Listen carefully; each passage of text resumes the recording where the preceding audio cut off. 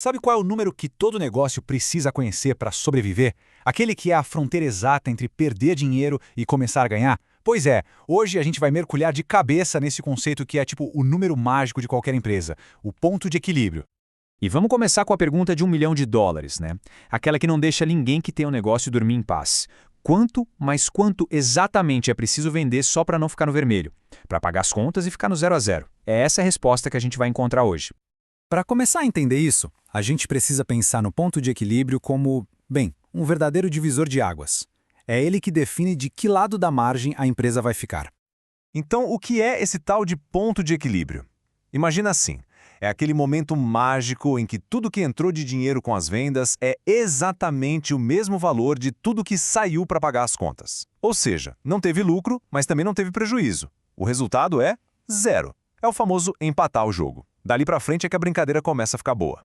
E a lógica é super simples, olha só. Se as vendas ficam abaixo desse ponto, não tem jeito, é prejuízo. Se as vendas chegam exatamente no ponto, ufa, resultado zero. E a parte boa vem agora. Tudo que for vendido acima desse ponto, aí sim é lucro. É por isso que ele é tão importante. É a linha de chegada para sair do sufoco e a linha de partida para começar a crescer. Ok, muito legal. Mas como é que a gente calcula esse número? Bom, para chegar lá, a gente precisa primeiro conhecer os 4 pilares que sustentam toda essa conta. Vamos ver cada um deles. Os 2 primeiros pilares são os custos, e é fundamental separar eles em 2 times. De um lado, os custos fixos. Pensa neles como aquele boleto que chega todo mês, não importa se vendeu muito ou pouco. Tipo o aluguel do escritório, o salário da equipe. Do outro lado, os custos variáveis. Esses aqui são parceiros das vendas. Quanto mais se vende, mais eles aumentam. Por exemplo, a matéria-prima para fazer um produto ou a comissão de um vendedor. Entender essa diferença é o pulo do gato. Beleza, já temos os custos. Agora faltam os outros 2 pilares. O preço de venda, que é autoexplicativo, e um conceito super importante chamado margem de contribuição. E o que diabos é essa margem de contribuição? Pensa nela assim. É o que sobra de cada venda depois que a gente tira os custos variáveis daquele produto específico. É o dinheiro limpo, sabe? E é esse dinheirinho que vai contribuir para pagar os custos fixos. E só depois que todos os custos fixos forem pagos com essa margem é que o lucro de verdade começa a aparecer. Pronto! Com os 4 pilares na mão, chegou a hora que todo mundo esperava. Vamos juntar as peças e calcular esse número mágico na prática. Para ficar bem fácil de entender, vamos pegar um exemplo. Imagine uma fábrica de camisetas, bem simples. O preço de venda de cada camiseta é R$50. O custo variável para produzir cada uma, incluindo tecido, estampa, etc., é de R$30. E os custos fixos da fábrica, tipo aluguel e salários, dão R$10 mil por mês. Guarde esses números. A conta, olha só, é bem mais tranquila do que parece. Passo 1. Qual é a margem de contribuição? A gente pega o preço, 50, e tira o custo variável, 30. Sobra R$20, ou seja, cada camiseta vendida contribui com R$20 para pagar as contas fixas. Passo 2. Agora a pergunta-chave. Quantas camisetas de R$20 de margem a gente precisa vender para cobrir aqueles 10 mil de custo fixo? É só fazer uma divisão simples. E tá aí! 500! 500 unidades. Essa fábrica precisa vender no mínimo 500 camisetas no mês só para empatar.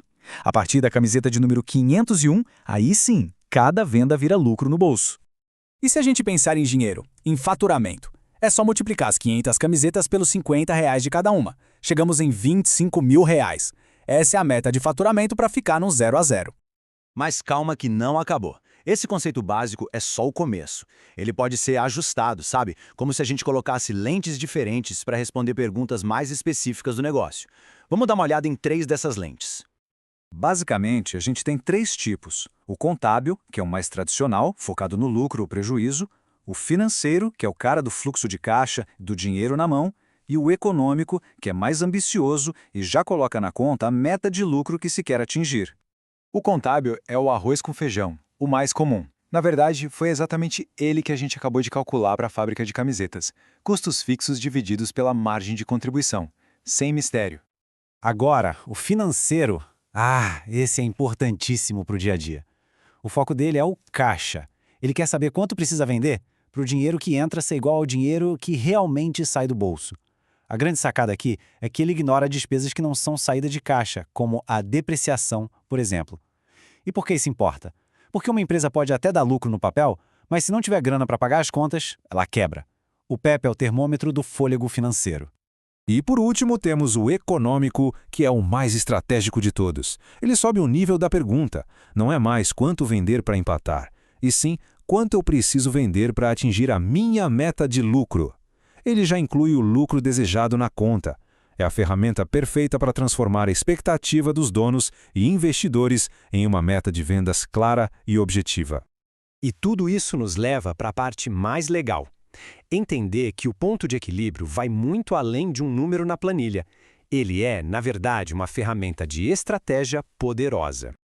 Pensa nele como um superpoder para tomar decisões. Por exemplo, ele te dá a margem de segurança, ou seja, até onde minhas vendas podem cair antes de eu começar a ter prejuízo. Ele ajuda na precificação. Será que o preço que eu cobro está certo? Ele é suficiente? E até para pensar em expansão. Se eu pegar um aluguel maior, quantas vendas a mais eu preciso fazer para pagar essa nova conta?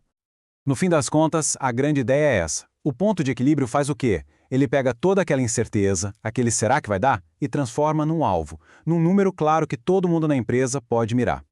E isso me leva a uma última provocação. E aquela ideia que está aí na gaveta? Aquele projeto, aquele negócio que se quer tirar do papel? Já parou para pensar qual é o ponto de equilíbrio dele? Talvez descobrir esse número seja o primeiro grande passo para transformar um sonho em algo real e principalmente sustentável.